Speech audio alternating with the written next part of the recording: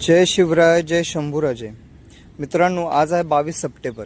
हा दिवस महाराष्ट्राच्या इतिहासातील सुवर्ण अक्षरांनी लिहावा असा आहे. कारण हाच तो दिवस आहे ज्या दिवशी शेतकऱ्यांचा मुलगा, शिक्षणाचा खरा दीपस्तंभ, वंचितांसाठी आयुष्य वेचणारे कर्मवीर भाऊराव पाटील यांचा जन्म झाला. समाजाला परिवर्तनाचा मार्ग दाखवणारे, ग्रामीण गरीब मुलामुलींना शिक्षणाचे दारे उघड करून देणारे हे थोर समाजसुधारक आजही प्रेरणास्थानी आहेत.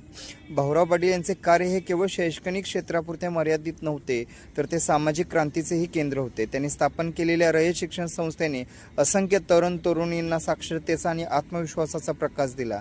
त्यांनी दाखवलेली की खरे परिवर्तन हे बंदिस्त वर्ग खोल्यातून नव्हे, तर शेतात, गावात आणि गरिबांच्या झोपडीत घडते. त्यांच्या जीवनातून आपल्याला हे शिकायला मिळते की समाजासाठी झटणे म्हणजेच खरा धर्म.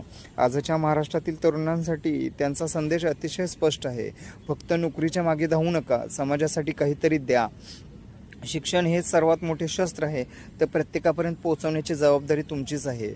त्याग, परिश्रम आणि प्रामाणिकपणा हेच यशाचे खरे गमिक आहे.